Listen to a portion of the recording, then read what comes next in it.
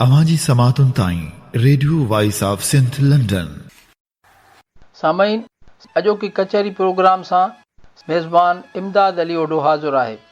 हिन प्रोग्राम में असां सिंध जे अहम मसइलनि ते बहस कंदासूं, जंहिंमें कराचीअ खे सिंध खां जुदा करण वारो मसइलो पिणु शामिल आहे। सिंध दुश्मन कुवतुनि पारां अॼु न पर मुल्क ठहण खां वठी सिंध जे विरहाङे वारी साज़िश जारी आहे। अहिड़ी साज़िश जो ज़िक्र साईं GM सैयद ऐं बाबाए सिंध हैदर बख्श जतोई पंहिंजनि लिखड़नि ऐं किताबनि में कयो आहे। मुल्क जी इस्टेब्लिशमेंट शुरू खां सिंध ऐं सिंधियुनि जी दुश्मन रही आहे। सिंध जे अख़्तियारनि ऐं वसीलनि ते कब्ज़े खे बरक़रार रखण लाइ हर दौर में अहिड़ियूं साज़िशूं कयूं वयूं जंहिंसां सिंधियुनि खे डंडे जे ज़ोर ते ग़ुलाम या महकूम रखियो वञे। चंद वॾेरनि खे इक़्तिदार में शामिल करे उन्हनि जी मार्फत आम सिंधियुनि जे मसइलनि ऐं क़ौमी हक़नि जी लताड़ कई वञे। जॾहिं मुल्क ठहियो त सिंधियुनि सां ज़्यादतियुनि जो सिलसिलो बि शुरू थी वियो। मुल्क ठहण खां पोइ जल्दी सिंध जे गादी वारे हंधि कराचीअ खे सिंध खां जुदा करे वफ़ाक़ जे हवाले कयो वियो। सिंध यूनिवर्सिटी खे कराची मां नेकाली ॾेई उते कराची यूनिवर्सिटी क़ाइमु कई वई। कराची मां सवें सिंधी स्कूलनि खे बंदि कयो वियो। वफ़ाक़ जे नाले ते सिंध जे कुदरती वसीलनि, जंहिंमें तेल गैस ते कब्ज़ो करे धरती धणियुनि खे इन जी आमदनी खां महरूम कयो वियो। सिंधियुनि खे फ़ौज में भर्ती करण आबरी वारींदे उन्हनि खे मुल्क दुश्मन करार ॾिनो वियो। फ़ौज ते पंजाब जी बालादस्ती खे क़ाइमु रखियो वियो। सिंध जूं लखें एकड़ ज़रख़ेज़ ज़मीनूं सिंधियुनि खां फुरे भुॻड़नि मुठ इनाम में धारियनि सिविल तोड़े फ़ौजी कामोरनि खे ॾिनियूं वयूं। सिंधियुनि खे मुस्तक़िल ग़ुलाम बनाइण लाइ सिंध में फ़ौजी छावणियुनि जो ॼार विछायो वियो। सिंध जे हर शहर में फ़ौजी एजेंसियुनि जा दफ़्तर क़ाइमु कया विया। पुलिस ते अदम एतमाद कंदे सॼे सिंध में रेंजर्स जो ॼार विछायो वियो। रेंजर्स लाइ चयो वियो हो त सिंध में अमन अमान जी हालतुनि खे बहितर बनाइण लाइ रेंजर्स खे मुक़ररु कयो वियो आहे। 30,000 रेंजर्स जी मुस्तक़िल मुक़ररी खां पोइ बि सिंध में अमन अमान जी सूरत हाल इहा आहे जो हर माण्हू पाण खे गैर महफ़ूज़ सम्झे थो। राति तोड़े ॾींहं जो सफ़र करणु पिणु गैर महफ़ूज़ बणिजी वियो आहे। अगवा जूं वारदातूं आम आहिनि। हालत इन ई हद ताईं ख़राब आहे जो मासूम चंद महीननि जे उमिरि जे ॿारनि खे बि पिणु अगवा कयो वञे थो। हाणे त ही मुनाफ़े बख़्श कारोबार बणिजी वियो आहे, जंहिंमें असांजो वॾेरो कामोरो ऐं पुलिस भाङे भाईवार आहिनि। गुज़िरियल 30 सालनि खां रेंजर्स ते सिंध जे अवाम जा अरबे रुपया ख़र्च थी चुका आहिनि, पर अमन जी सूरत हाल ॾींहों ॾींहुं ख़राब थींदी पई वञे। सिंध पुलिस ते असल धणी एतबार करण लाइ तयारु कोन आहिनि। चवण जो मक़सदु इहो आहे त अमन अमान जे बहाने इस्टेब्लिशमेंट सिंध ते पंहिंजो कब्ज़ो मुस्तक़िल रखण लाइ रेंजर्स ऐं ॿियनि वफ़ाक़ी नीम फ़ौजी दस्तनि खे सिंध जी कुंड कुड़च में रखियूं पई अचे। वफ़ाक़ी तोड़े सिंध जे सरकारी खातनि में सिंधियुनि लाइ रोज़गार जा दरवाज़ा बंदि आहिनि। धारियनि खे सिंधियुनि जे हक़नि जी लताड़ कंदे नौकरियूं ॾिनियूं पयूं वञनि।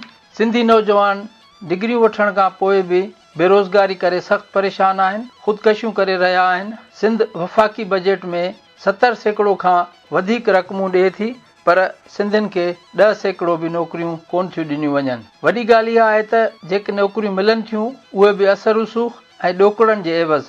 इन जो नतीजो इहो निकितो आहे जो आम मिसकीन नौजवान कशालनि ऐं तकलीफ़ुनि जे बावजूद बि नौकरियुनि खां महरूम आहे। मूं ज़िक्र कयो पिए त सिंध खे टोड़ण ऐं कराचीअ खे जुदा सूबे बनाइण वारी साज़िश बि वॾे अरसे खां सिंध दुश्मन कुवतुनि पारां जारी आहे।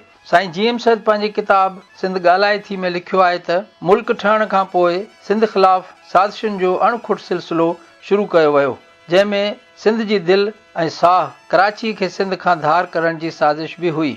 सन जो साईं GM सैयद लिखे थो त 23 जुलाई 1948 ते जुमे जे ॾींहुं सुबुह जो 11 वॻे पाकिस्तान जे गवर्नर जनरल मोहम्मद अली जिन्नाह जे हुकुम ऐं फ़ैसिले मूजिबि कराची सिंध खां जुदा थी वई। इन फ़ैसिले ख़िलाफ़ सिंध असेंबली गवर्नर जनरल जे इन ई फ़ैसिले जी मुखालफ़त में ठहराव पास कयो। सिंध जी आम राय इन फ़ैसिले जे ख़िलाफ़ थी पई। चीफ मिनिस्टर खोड़ो मुखालिफ़ हो ऐं सिंध मुस्लिम लीग पिणु गवर्नर जनरल जे फ़ैसिले जी मुखालफ़त कई। इहा समूरी सूरत हाल ॾिसी मुस्लिम लीग बि हिकु वफ़्द सैयद अली अकबर शाह, मोहम्मद हाशिम गज़दर, काज़ी अकबर ऐं ॿियनि ते मुश्तमिल ज़ियारत में मोहम्मद अली जिन्नाह साहब वटि मोकिलियो, जंहिं खेसि गुज़ारिश कई त कराचीअ जी सिंध खां जुदाई ते सिंध असेंबली, सिंध मुस्लिम लीग, चीफ मिनिस्टर ऐं सिंध जो अवाम नाराज़ आहिनि। इन करे तव्हां इन फ़ैसिले ते नज़रसानी करियो। इन ते जना साहब मथनि सख़्तु कावड़ जो इज़हार कयो ऐं खेनि जवाबु ॾिनो त मुस्लिम लीग छा आहे? पाकिस्तान मुंहिंजे दिमाग़ ठारायो आहे, इन में मुस्लिम लीग जो को बि किरदारु न आहे।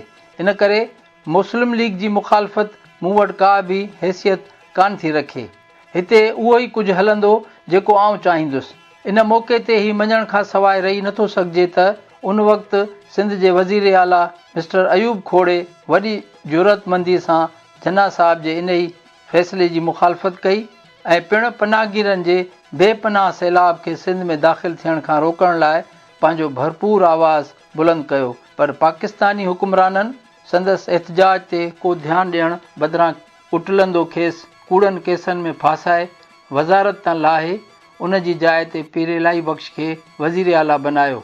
वीचारो खोड़ो जेको जना सां वफ़ादारी ॾेखारण ख़ातिर केतिरनि ई मौक़नि ते असां सां बेवफ़ाई जो मुज़ाहिरो कंदो आयो हो, तंहिंखे पंहिंजी वफ़ादारी जो इहो सिलो मिलियो त बड़े बेआबरू होकर तेरे कूचे से हम निकिले।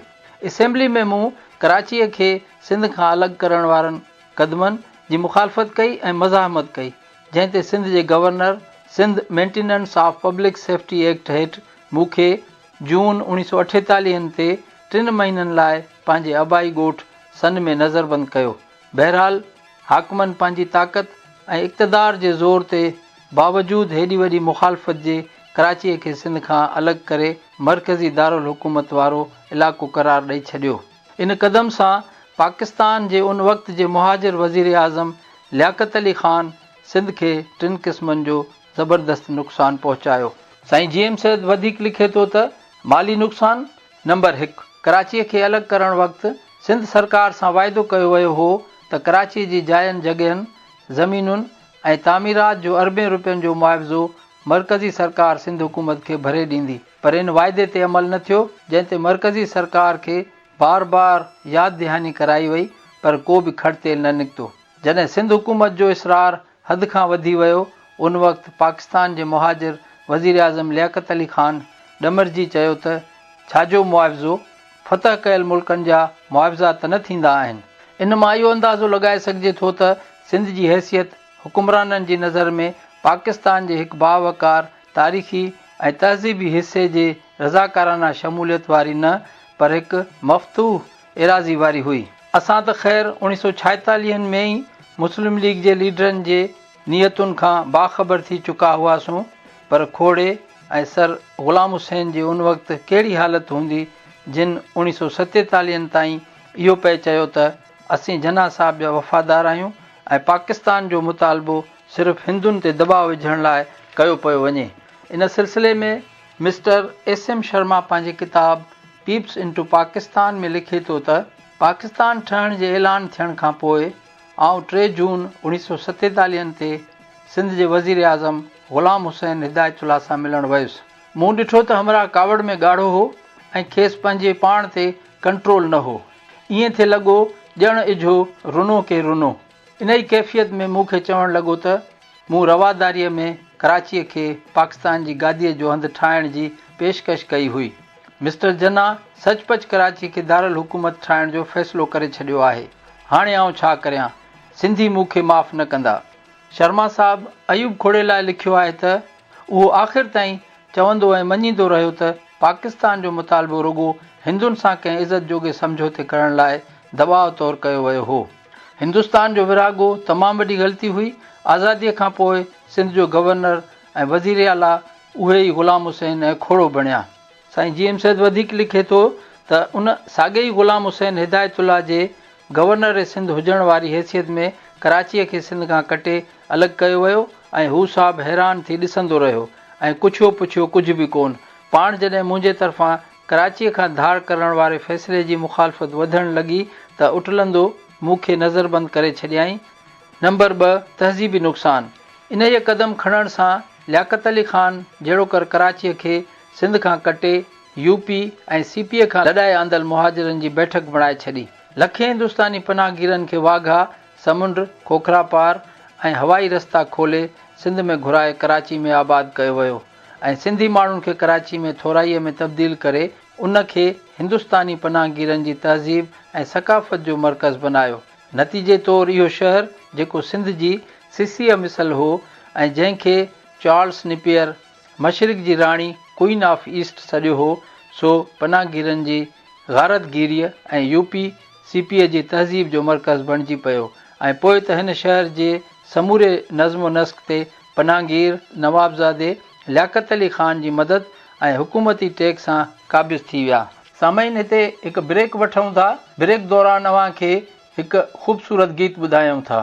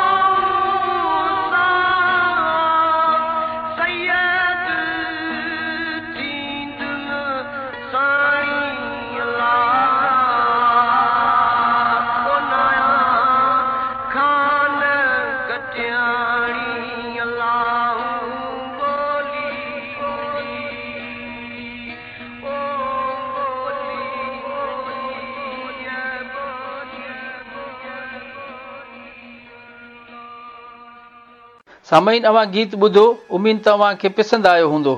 सिंधियुनि खे अक़लियत में तब्दील करण लाइ लियाकत अली ख़ान साज़िश हेठि 6 जनवरी 1948 ते कराचीअ जे सिंधी हिंदुनि जे घरनि ऐं इज़तुनि ते हमला कराया। मुखिया हिंदू ख़ानदाननि जे घरनि मां माल लुटे हाई कोर्ट कराचीअ जे अहाते में जमा कयो वियो। इन फुरमार में पनाहगीर आफ़ीसरनि ऐं क्लार्कनि वॾो हिसो वरितो।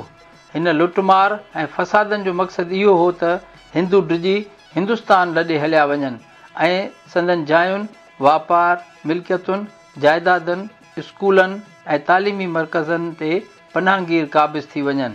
फ़सादनि जे नतीजे में कराचीअ में सिंध जे ॿियनि शहरनि मां हिंदुनि जो वॾो तइदादु अंदाज़नि 13 लख लॾे भारत हलियो वियो ऐं मोट में 20 लखनि खां मथे भारतीय मुस्लमान पनाहगीर अची पहुता। हिंदुनि जी फुरलुट ऐं उन्हनि फ़सादनि में जिन पाकिस्तान सेक्रेटरीट जे मुहाजिर मुलाज़िमनि हिसो वरितो हो, तिन खे नवाबज़ादे लियाकत अली ख़ान आज़ादु कराइण जी हर मुमकिन कोशिश कई। सिंध जे वज़ीर आला खोड़े सख़्तु क़दम खणी उन्हनि मुलाज़िमनि खे आज़ादु कराइण खां इनकार कयो त लियाकत अली ख़ान संदसि ख़िलाफ़ु थी वियो, जंहिंजा नतीजा अॻिते हली अयूब खोड़े खे भोगणा पिया। इन खां सवाइ पाकिस्तान जे ॿियनि सूबनि हिंदुस्तान खां वधीक ईंदड़ मुहाजिरनि खे वठण खां इनकार कयो। तॾहिं लियाकत अली ख़ान जे इशारे ते मुहाजिरनि जो समुंड, वाघा ऐं खोखरा पार वारनि रस्तनि खां अचणु जारी रहियो। अहिड़ी तरह सां कराचीअ खे मुकमिल तरह पनाहगीर बैठक बनायो वियो। नंबर 3, तालीमी ऐं लसानी नुक़सान। साईं जी एम सैद लिखे थो त कराचीअ खे सिंध खां अलॻि करण सां सिंधी ज़बान जे सवें स्कूलनि खे बंदि कयो वियो। सिंधी हिंदुनि जे स्कूलनि ते कब्ज़ो करे उन्हनि में उर्दू लागू कई वई। कराची शहर ऐं यूनिवर्सिटीअ मां सिंधी ज़बान खे ख़ारिज कयो वियो। रेडिए, अंजुमन तरक़ी उर्दू, प्रेस ऐं नशर व अशात जे ज़रियनि वसीले सिंधी ज़बान ऐं तालीम खे नज़रअंदाज़ करे उर्दू ज़बान ऐं तालीम खे ज़ोर वठाइण जी कोशिश कई वई। इन ई सूरतहाल खे ॾिसी जॾहिं मुस्लिम लीग जे सदर सैयद अली अकबर शाह जी सरबराही में हिकु वफ़्द नवाबज़ादे लियाकत अली ख़ान सां मुलाक़ात करे सिंधी ज़बान ऐं कल्चर जी तबाही ऐं बर्बादी तरफ़ हिन जो ध्यानु छिकायो त उन्हनि खे चयाईं त सिंधियुनि जी तालीम ऐं कल्चर गॾु हकलणु ऐं उठ काइणु आहे, उन जी कहिड़ी हिफ़ाज़त थी सघे थी। इन तरीक़े सां हिननि कराचीअ खे मुकमिल तरह सिंध खां तहज़ीबी, लसानी ऐं माली तरह अलॻि इलाइक़ो या पनाहगीरनि लाइ बफर ज़ोन ठाहिण जी कोशिश कई। इहो पहिरियों तोहफ़ो हो जेको इस्लाम जे नाले में हासिलु कयल मुल्क ऐं उन जे सरबराहनि हिन मादरे वतन सिंध ऐं सिंधी क़ौम खे ॾिनो। उठ तॾहिं ई थिए रड़िया जॾहिं ॿोरा थिए सिबिया। पर असां जेके सिंध सां वफ़ादारीअ जो अज़ली अहद करे चुका हुआसीं, कराची खां दस्तबरदार थियणु मुमकिन ई न हो। साईं जेम सैद वधीक लिखे थो, सिंध जी तारीख़ में असां ऐं असांजी क़ौम 12 शिकस्तूं खाधियूं आहिनि ऐं के कामयाबियूं पिणु माणियूं आहिनि, पर शिकस्त खाई असां कॾहिं बि पंहिंजी धरतीअ जे 1 इंच तां बि ख़ुशीअ सां दस्तबरदारी क़बूल न कई आहे। हर शिकस्त खां पोइ असां विञायल वकार ऐं वतन खे वरी हासिलु करण लाइ अॻिते खां बि वधीक वॾी हिमत ऐं हौसले सां जदोजहद पए कई आहे।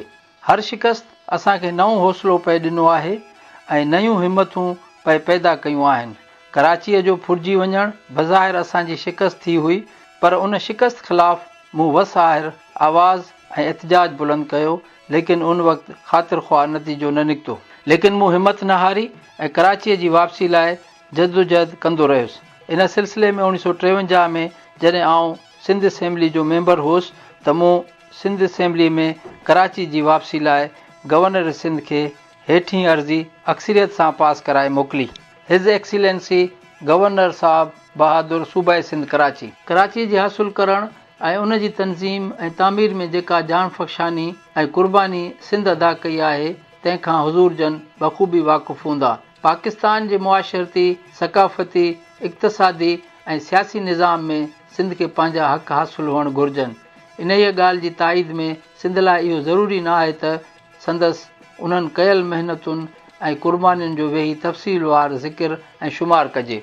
दुनिया ॼाणे थी त सिंध ई वाहिद मुल्क हो जंहिं पंहिंजे कानून साज़ असेंबली मार्फत ख़ुदि ब ख़ुदि सरकारी तरह पाकिस्तान जी न फ़क़ति फ़ाइदे में पंहिंजो रायो ज़ाहिर कयो, बल्कि पाकिस्तान जे क़ाइमु थियण लाइ ज़ोरदार घुर कई। सिंध ई उहो मुल्क हो जंहिं पंहिंजे दिलि में मोहबत ऐं मुरवत जा नेक जज़्बा रखी पाकिस्तान जे बानीअ खे दावत ॾिनी त जेतिरो अरसो ज़रूरी हुजे ओतिरो अरसो हुकूमत पाकिस्तान पंहिंजो क़यामगाह संदसि सरज़मीन ते ख़ुशीअ सां हासिलु करे सघे थी ऐं पोइ पंहिंजनि अचण वारनि मोज़िज़ महिमाननि जी आफ़ीसुनि ऐं रहाइशी ज़रूरतुनि खे पूरे करण लाइ मानाइती शफ़क़त ऐं दूरअंदेशी खां कमु वठी हिन पंहिंजा लखें रुपया ख़र्च करे हज़ारें जॻहूं ऐं घर थोरनि महीननि जे अरसे में ठाराए संदन हवाले कया। सिंधी हुई जंहिं पंहिंजी मोहबत जा पर खोले फ़सादनि जे हज़ारें सितम रसीदा बिहारी मुहाजिर भाइरनि खे पंहिंजे दिलनि में पनाह ॾिनी ऐं संदन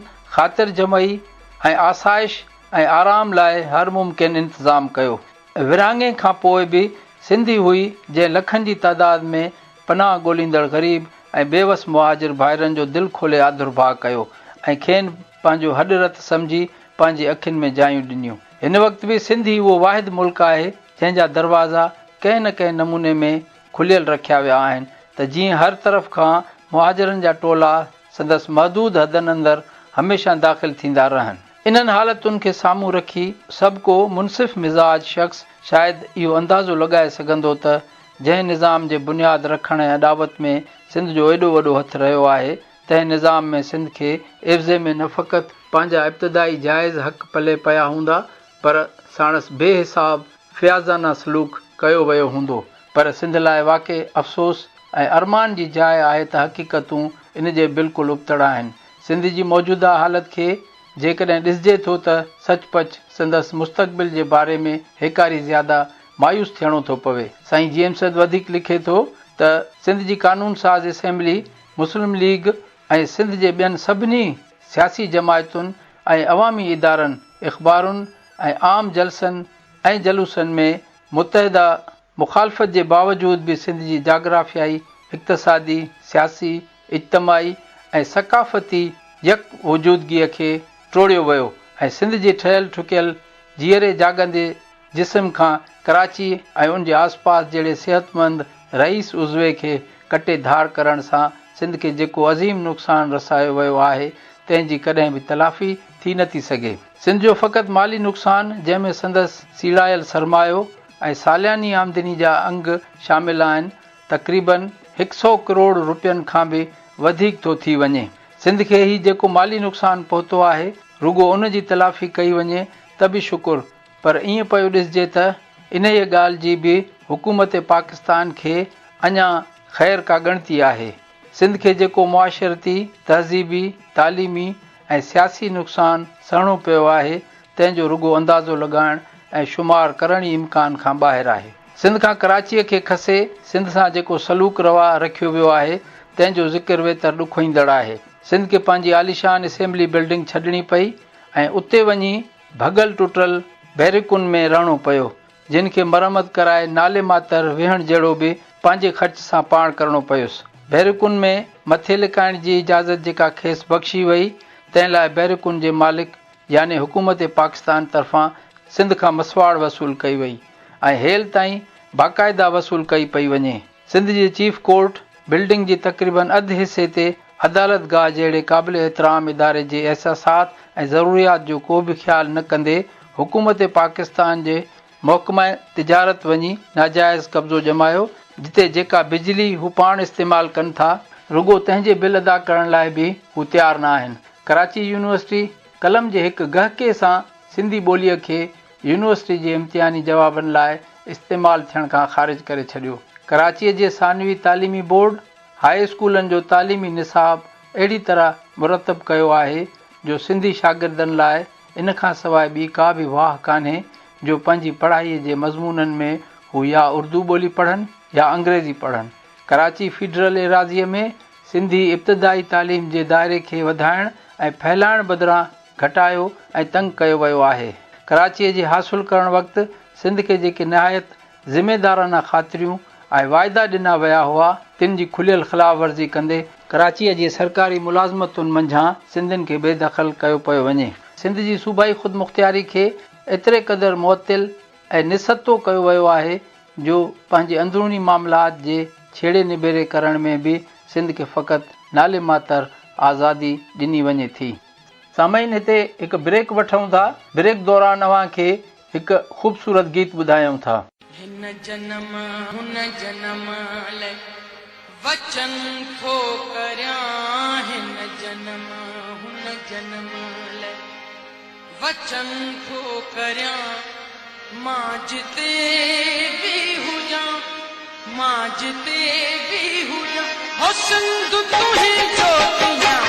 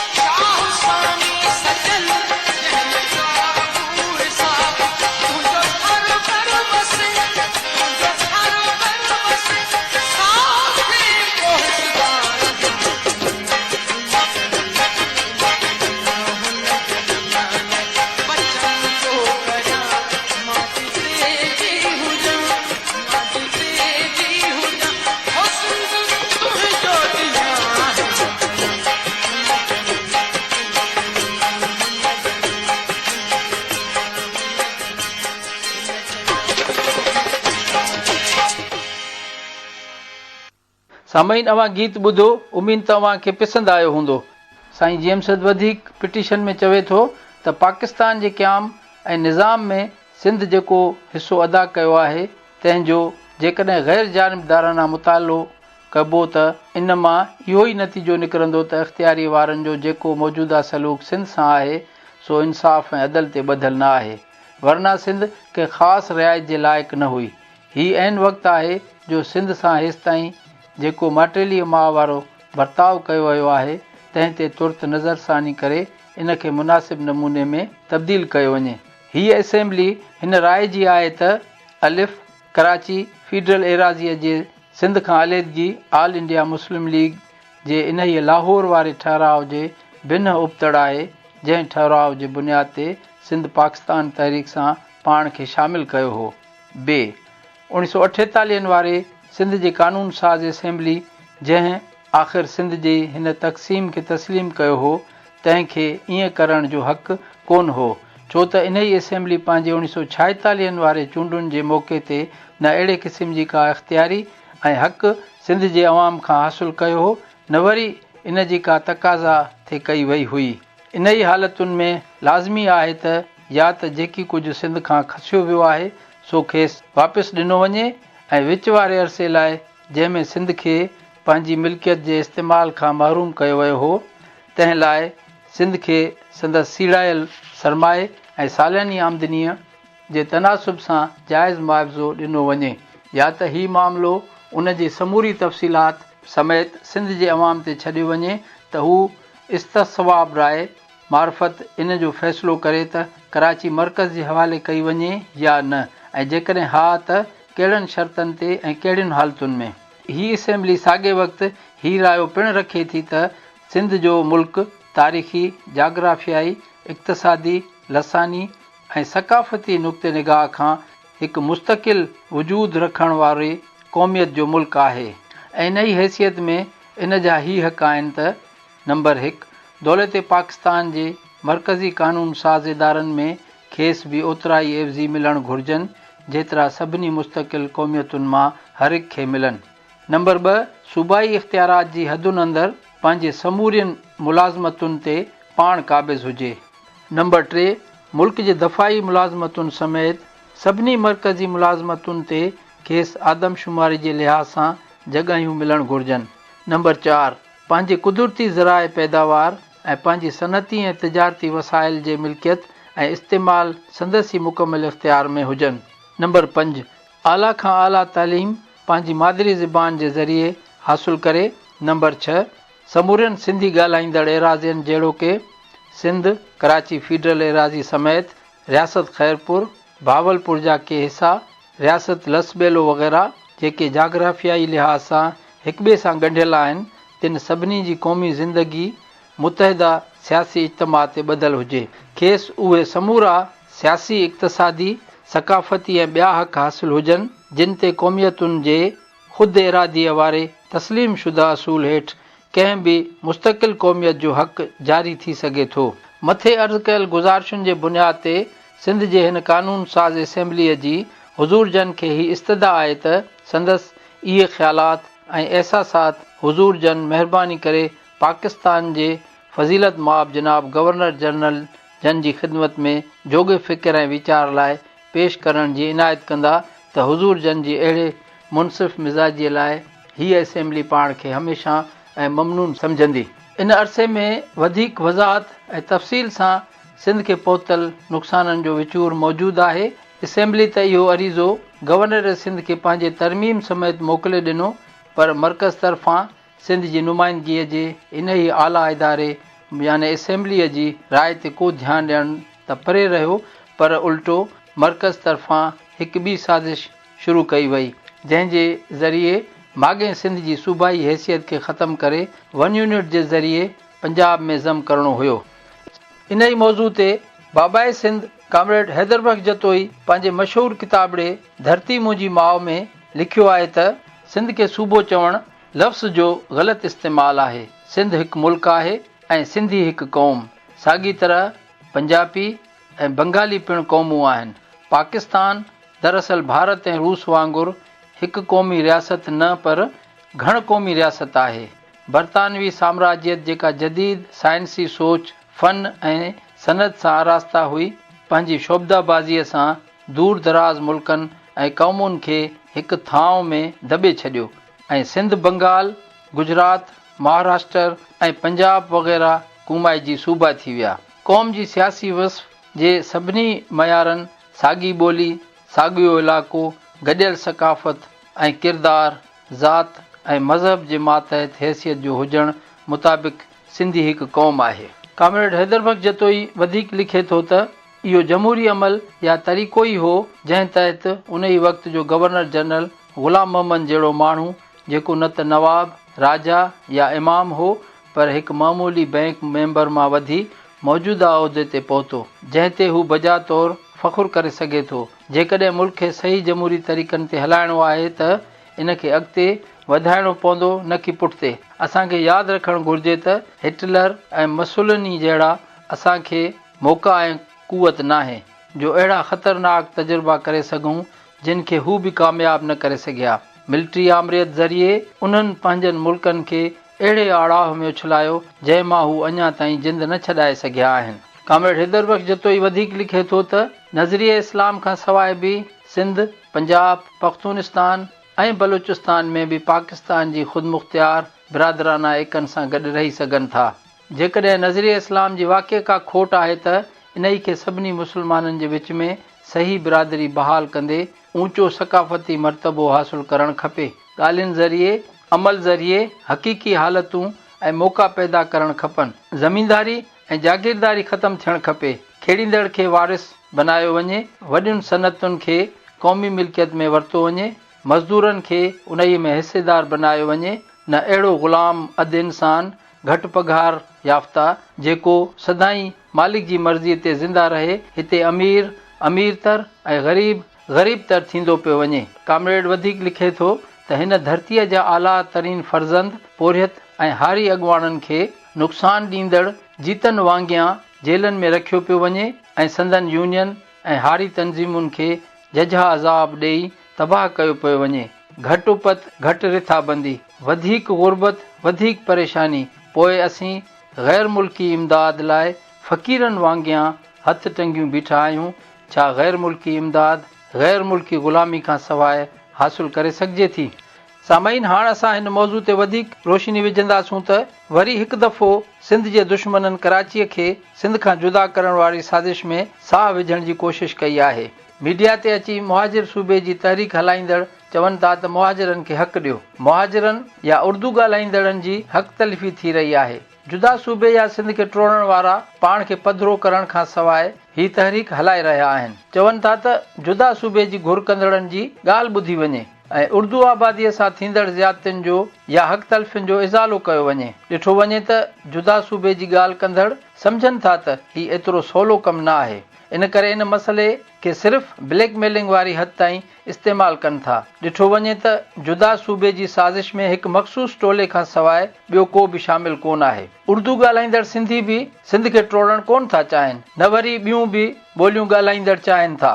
हीउ मसइलो सिंध में रहंदड़ समूरनि सिंधियुनि लाइ इंतिहाई जज़्बाती नोयत जो आहे। जेसिताईं उर्दू आबादीअ जे हक़ तलफ़ियुनि जो सुवालु आहे त इहा हक़ीक़त सभु जे आॾो अयां आहे त शहरी इलाइक़नि में रहंदड़ अक्सरियत आबादी बुनियादी ऐं शहरी सहूलियतुनि खां ॿाराड़ी में रहंदड़ आबादीअ जे मुक़ाबले में हर लिहाज़ खां बहितर हालत में आहे। तालीम हुजे या इलाज मुआलजे जूं सहूलियतूं हुजनि, रोज़गार हुजे या ॿियूं सहूलियतूं हुजनि, 90% शहरी आबादी खे मुयसरु आहिनि। जेसिताईं हक़ तलफ़ियुनि जी ॻाल्हि आहे, जॾहिं वक़्ती तरह खणी मञूं त उर्दू आबादीअ सां जुठ आहे, हू अहसास महरूमीअ जो शिकार आहिनि, त पोइ उन्हनि खे शिकायतूं त पंहिंजे चूंडियल नुमाइंदनि खां हुजणु घुरिजनि, छाकाणि जो उन्हनि जे वोटुनि ते कामयाबु थींदड़ नुमाइंदा वॾे अरसे खां सिंध तोणे क़ौमी असेंबली जूं मेंबरियूं ऐं सूबाई तोणे वफ़ाक़ी वज़ारतुनि जा मज़ा माणींदा रहिया आहिनि। फ़ौजी डिक्टेटरनि खां वठी जमहूरी हुकूमतुनि में हिसेदार रहिया आहिनि। पोइ उर्दू आबादीअ खे उन्हनि जे ख़िलाफ़ एहतिजाज करणु घुरिजे। सामाईन, हिते हिकु ब्रेक वठूं था।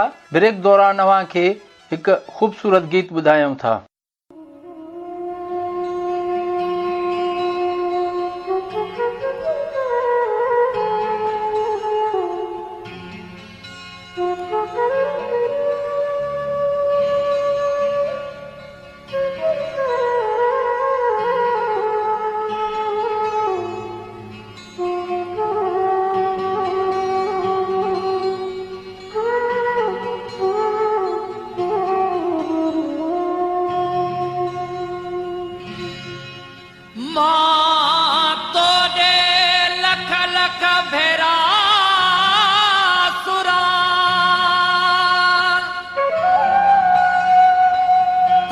तूं बि मूं ॾे सुरत सही ही दिल चाहे मां जान बि ॾियां पर बेदर्दा तूं घुर त सही मां क़यामत ताईं राह त कयां पर अचण जो तूं अंजाम त ॾे तुंहिंजे हथनि सां ज़हर बि पी वेंदुसि पर प्यालो करे ॾे पुर त सही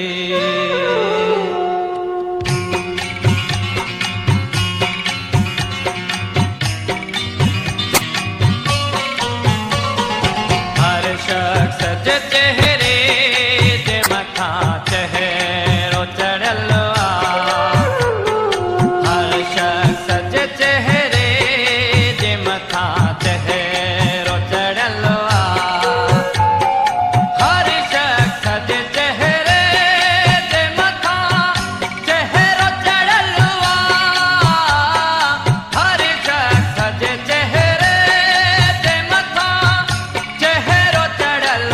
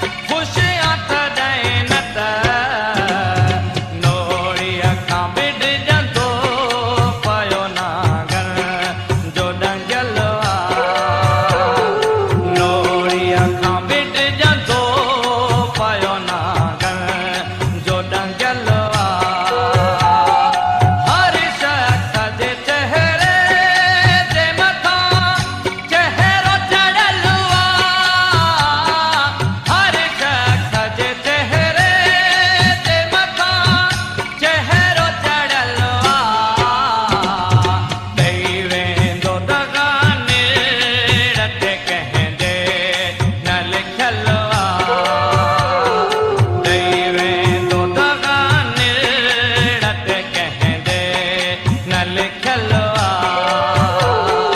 ॾेई वेंदो दगा निड़त कंहिंजे न लिखियल ॾेई वेंदो दगा निड़त कंहिंजे न लिखियल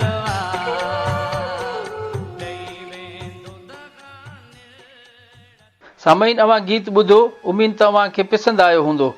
इहा हक़ीक़त आहे त सिंध जे मुख़्तलिफ़ हक़ीक़ी मसइलनि जंहिंमें सिंधियुनि जो सिंध ते हक़ हुकुमरानी ऐं उन जे वसीलनि ते मालिकी जो हक़ तस्लीम करण लाइ जेका सिंध में तहरीक हली रही आहे, जेकॾहिं सिंध जा समूरा सिंधी बिना कंहिं मज़हबी फ़र्क़, ॿोली, नसल जे जदोजहद करे कामयाबी हासिल कंदा त मिलंदड़ वसीलनि ऐं आमदनी जे समर जो बि फ़ाइदो सभिनी खे हिकु जेतिरो मिलंदो, जंहिंसां सिंध समेत समूरा सिंध जा रहवासी ख़ुशहाल थींदा।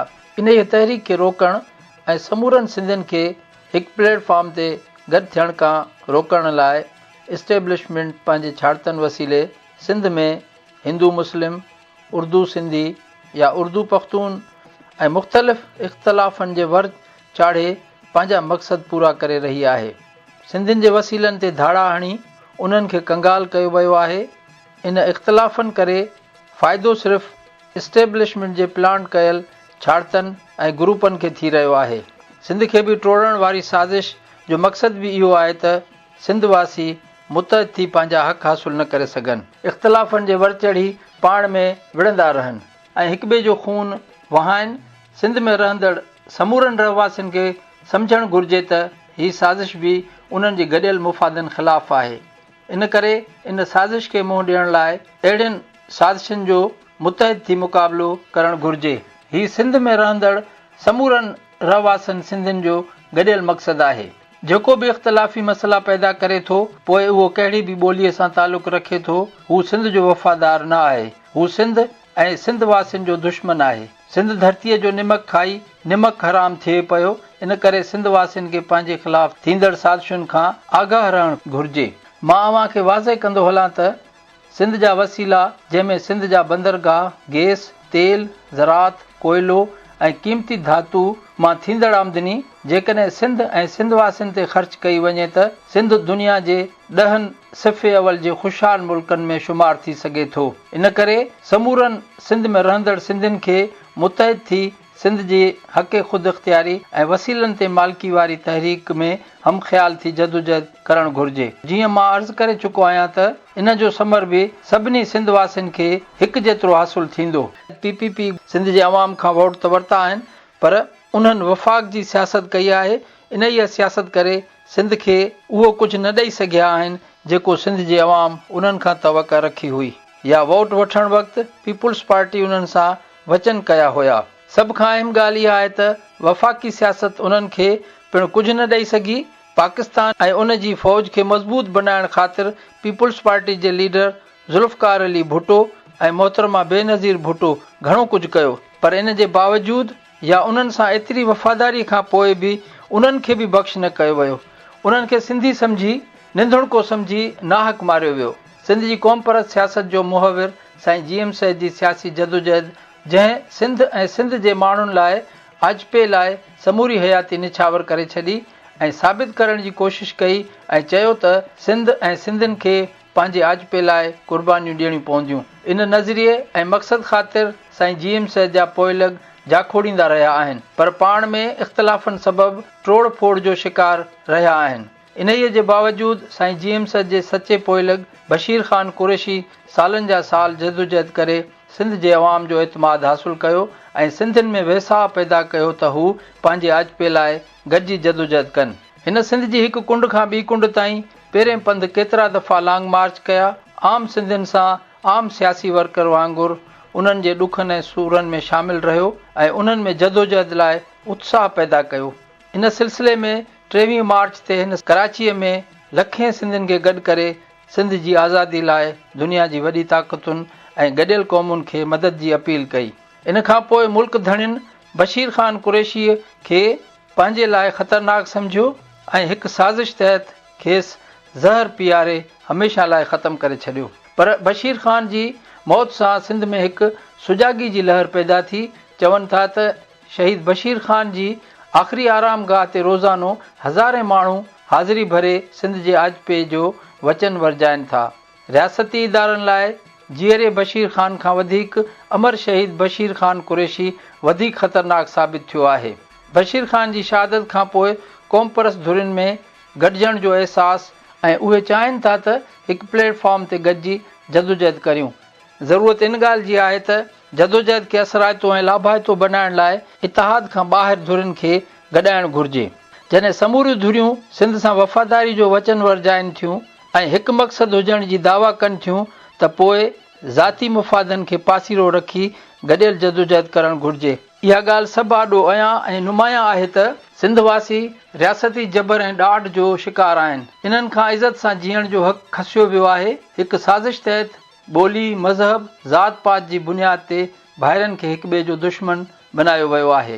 अहिड़ी सूरत हाल में असराइती जदोजहद जी सभ खां वधीक अॼु ज़रूरत आहे। इन करे हेठीं सतह ताईं सियासी जदोजहद में सिंधियुनि खे शामिल करण जी ज़रूरत आहे। अॼोकी कचहरीअ खे अॻिते वधायूं था। सिंध जी सूरत हाल जे हवाले सां मूंखे जदोजहद जो हिकु अहम किरदारु गॾियल हिंदुस्तान जो यादि अचे पियो, जंहिं अंग्रेज़नि जे तसलुत जे ख़िलाफ़ जदोजहद कई। उहो किरदारु आहे सुभाष चंद्र बोस जो। नंढे खंड में अंग्रेज़नि जे ख़ात्मे लाइ जेके तहरीकूं हलियूं उन में हिकु तहरीक हथियारबंद जदोजहद हुई, जंहिंजी सरवाणी सुभाष चंद्र बोस कई। हिन हिंद आज़ाद फ़ौज क़ाइमु कई, जंहिं 1912 खां वठी हिंदुस्तान में अंग्रेज़नि जे इक़्तिदार जे ख़ात्मे लाइ मुख़्तलिफ़ हिकमत अमलियूं जोड़ियूं। हिन ग़ुलामीअ जे ख़ात्मे लाइ बाक़ाइदा आज़ाद हिंद फ़ौज तयारु कई, जंहिं हिंदुस्तान जे मुख़्तलिफ़ हिस्सनि में वञी अंग्रेज़नि ख़िलाफ़ छापामार वेड़ विढ़ी। 5 जुलाई 1943 ते हिकु मौक़े ते आज़ाद हिंद लीग ऐं आज़ाद हिंद फ़ौज खे ख़िताब कंदे सुभाष चंद्र बोस चयो त हिन उथलूं खाईंदड़ नदीअ जे ॿिए तरफ़ झूमंदड़ झंगनि खां परते उन्हनि बुलंद ऐं मथाइनि पहाड़नि जी ओट में असांजो वतन हिंदुस्तान आहे। उहो वतन जंहिं ते फिदा थी आसमानी देवता बि लही आयो हो। ही उहो वतन आहे जंहिंजी ख़ाक मां असां ऐं तव्हां जनमु वरितो आहे। इन ई मादर महिरबान जे मोहबत असांजे रग रग में रचियल आहे। असां अॼु पंहिंजे वतन खां परे आहियूं। विञायल आखेरे वारे पखीअ वांगुरु असां आसमान में हेॾां होॾां फिरी रहिया आहियूं। यादि रखो, असांखे हिकु दफ़ो वरी पंहिंजे वतन में वापसि वञिणो आहे। ॿुधो ॿुधो, हवा जी लहरुनि में ही सदा पुकारींदे अची रही आहे, असांजो वतन असांखे सॾे रहियो आहे। ॿुधो ॿुधो, देश जी कुंड कुड़छ में सिंधु गंगा ऐं रेवा जे किनारनि सां 40 करोड़ आवाज़ लगातार असांखे सॾे रहिया आहिनि। रत रत खे सॾे रहियो आहे।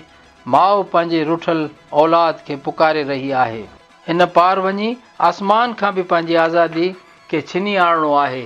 अल्लाह उन्हनि जी मदद कंदो, पर अल्लाह उन्हनि जी मदद कंदो आहे जंहिंजे साह में तूफ़ान हूंदो आहे ऐं पासीरियुनि में भूचाल मतल हूंदो आहे। दुश्मननि जे सीननि खे चीरे करे पंहिंजे वतन मोकिलणो आहे। आज़ादीअ जा मौत फातह थी करे या असांजा लाश ख़ाक में मिलियल हूंदा। शाम जी खूनी हवा जा लॻंदड़ झूटा हिन ॻाल्हि जा शाहिद हूंदा त आज़ादीअ लाइ असां मौत जी क़ीमत ॾियण में बि कॾहिं बि न कीबायो आहे। सामाईन, हिते हिकु ब्रेक वठूं था। ब्रेक दौरान अव्हांखे हिकु ख़ूबसूरत गीत ॿुधायूं था।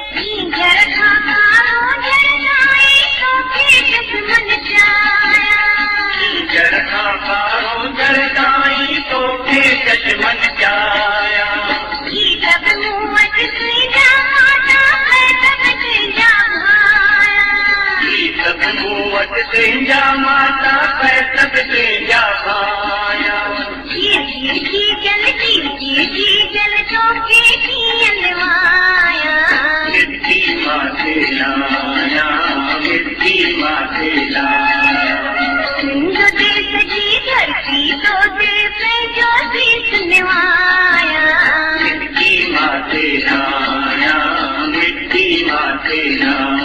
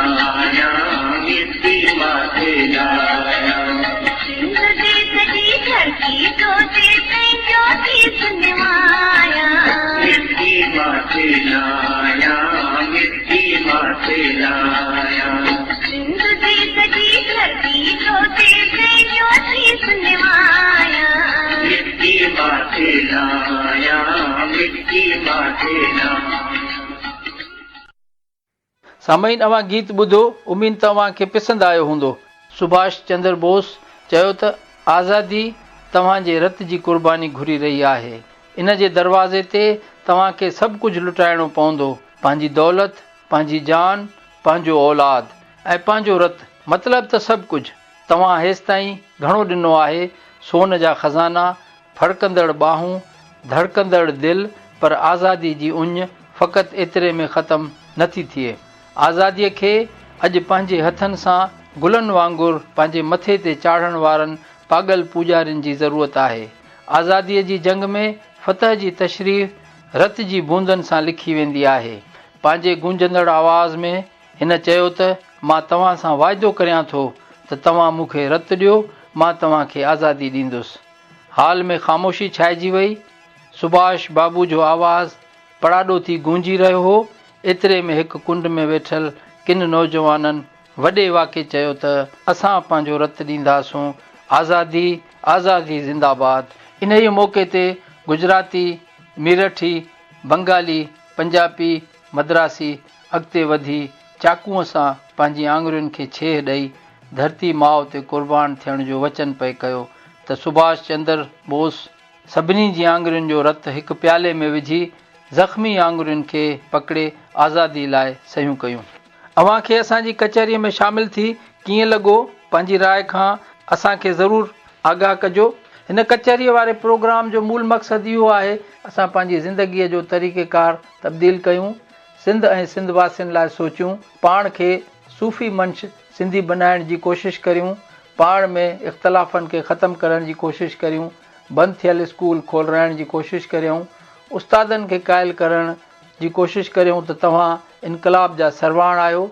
जेसिताईं असां इल्म में पाण भरा न थींदासूं तेसिताईं सिंधी समाज में लाभाइती तब्दीली कोन थी अची सघे। हर ॻोठ ऐं हर शहर में पंहिंजी मदद पाण वारे असूल तहत ग्रुप या तंज़ीमूं ठाहियूं जेकी मुक़ामी मसइलनि खे हल करण जी कोशिशि कनि। सिंधी हिंदुनि खे इहो अहसासु ॾियारियूं त सिंधवासी हर क़िस्म जे मसइलनि में घिरियल आहिनि। हीअ बि वॾी साज़िश आहे त हिंदुनि खे मज़हब जे बुनियाद ते अकेलो करे हितां तड़ियो वञे। इन सां सिंधी अक़लियत में तब्दील थींदा। हीअ बि नुक़सानु सिंधी समाज जो थींदो। हिंदू ऐं मुस्लमान ॿई सिंध जे अखियुनि जो नूर आहिनि, ॿई सिंध धरतीअ जा हिलाली पुट आहिनि ऐं पाण में भाइर आहिनि। हालतुनि खे मुंहुं ॾियण लाइ हिक ॿिए जो सहारो ऐं भरझलू थियणु खपे, छो त ॾुख बि सभिनी जा हिकु जहिड़ा आहिनि त सुख बि सभिनी लाइ हिकु जहिड़ा आहिनि। वॾी ॻाल्हि इहा आहे त दुश्मन बि ॿिन्ही जो साॻियो आहे। इन ई करे जेकॾहिं सिंध खे बचाइणो आहे त ज़ात पात मज़हब ॿोलीअ जे फ़र्क़ खां सवाइ गॾिजी हिकु थियणो पवंदो।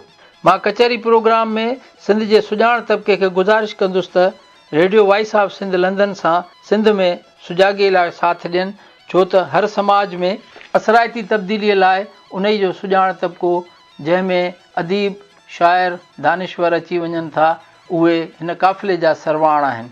इन्हनि खे अॻिते अचणु घुरिजे, पंहिंजूं लिखणियूं पंहिंजे आवाज़ में रिकॉर्ड करे असांखे मोकिलियुनि। सिंध जे साफ़ी बिरादरी खे पिणु अपील कंदुसि त हू सिंध जे रोशन मुस्तक़बिल लाइ radio voice of Sindh London सां सहकार कनि। पंहिंजे पंहिंजे शहर ऐं ॻोठनि में मिसकीन अवाम सां थींदड़ ज़ियादतुनि खे वाखो कनि, असांखे रिपोर्टूं मोकिलियुनि। हिकु ॻाल्हि यादि रखो त तव्हांजो सहाफ़ती पेशो पैगम्बरी पेशो आहे ऐं कलम तव्हांजे हथ में पंहिंजे ज़मीर ऐं क़ौम जी अमानत आहे। इन सां वफ़ा करणु अव्हांजो फ़र्ज़ु आहे। इन ई में कोताहीअ ते तव्हां खां पुछाणो थींदो। इन करे पंहिंजे सहाफ़ती पेशे खे सिंधी क़ौम जी तक़दीर तब्दील करण लाइ इस्तेमालु करियो। अव्हां कहिड़े बि इदारे या अख़बार सां वाबिस्ता आहियो, इन सां फ़र्क़ु कोन थो पवे। तव्हांखे सिंध धरती माउ जे ॾुखनि सूरनि जे ख़ात्मे लाइ radio voice of Sindh London सां सहकार करणु घुरिजे। हीअ तारीख़ जो आवाज़ु आहे, हीअ ज़मीर जो आवाज़ु आहे, हीअ सिंध धरती माउ जो सॾु आहे जेको अव्हांखे हर हालत में फरनाइणो आहे। आख़िर में आउं हिकु दफ़ो वरी अव्हां जे सहकार लाइ थोराइतो आहियां ऐं उमेदु करियां थो त सिंध जिन हालतुनि मां गुज़री रही आहे इन ई मौक़े ते तव्हां पंहिंजो तारीख़ी किरदारु अदा करण लाइ संजीदगी सां सोचींदो ऐं अमलनि लाभाइती तब्दीली लाइ कोशिशि कंदो। ईंदड़ कचहरी प्रोग्राम ताईं पंहिंजे मेज़बान इमदाद अली ओढो खे इजाज़त ॾींदा। शल सदाईं सिंध आबाद ऐं ख़ुशहाल थिए, सिंधी माण्हू सुखियो ऐं सताबो थिए। सदाईं गॾु।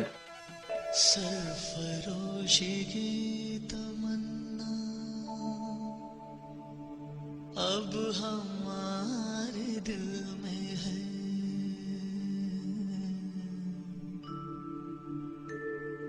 देखना है जोर कितना बाजुए कातिल में है।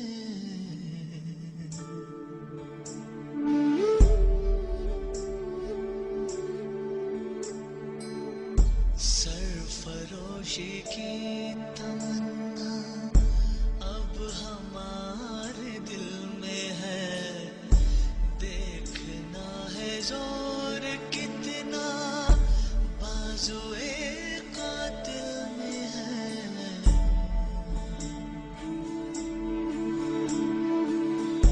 वक्त आने पे बता देंगे तुझे क्या बताए हम जुनूने शौक किस मंजिल में है। सरफरोशी की तमन्ना अब हमारे दिल में है, सरफरोशी की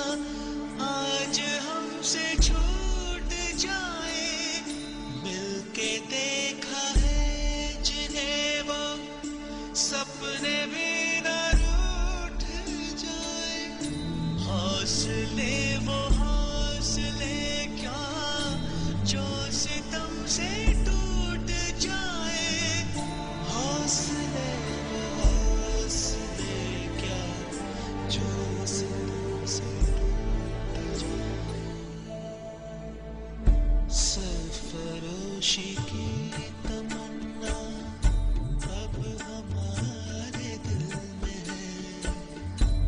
देखना है जोर कितना बाजुए कातिल में है।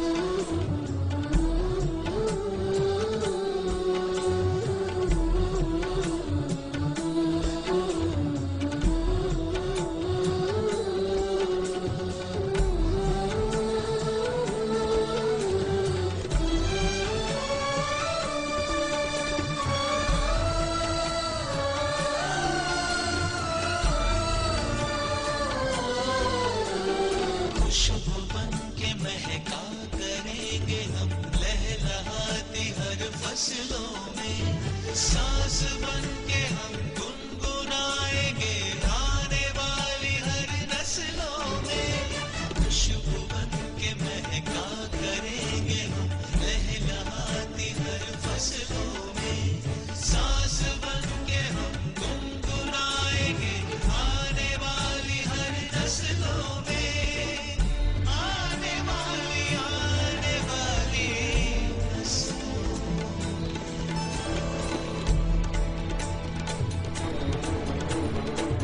सरफरोशी की तमन्ना अब हमारे दिल में है। देखना है जोर कितना बाजुए कातिल में है। वक्त आने पे बता देंगे तुझे आसमां। क्या बताए हम जो रो रहे शौक किस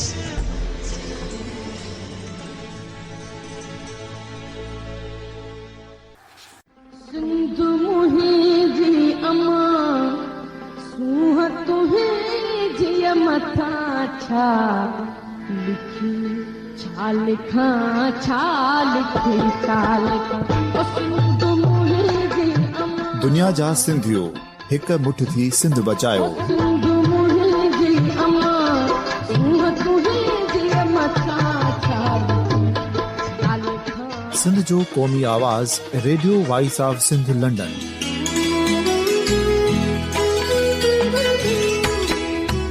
radio voice of Sindh London पंहिंजी नशरियात में सिंध जी सियासत, समाज, इक़्तिसादियात, तारीख़, क़ौमी उमंगुनि ऐं इख़्लाक़ियात मुतलिक़ सिंध जी हक़ीक़ी तर्जुमानी कंदे प्रोग्रामनि खे असराइतो बणाइण लाइ सिंध जे घण घुरनि ऐं धरतीअ सां प्यार कंदड़ अदीबनि, दानिशवरनि, सहाफ़ियुनि, उस्तादनि, वकीलनि ऐं हर तबिके जे मानवारनि सजणनि खे सिंध में शऊरी इनक़लाब लाइ सहकार जो सॾु ॾियूं था।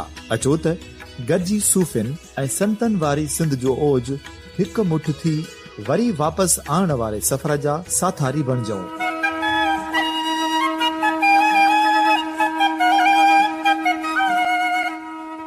हिक नए सुबुह जी शुरूआत जो पड़ाॾो घर घर ॻोठ ॻोठ ऐं शहर शहर ताईं पहुचायो। शाल सिंध आबाद ऐं ख़ुशहाल थिए, सिंधी माण्हू सुखियो ऐं सताबो थिए।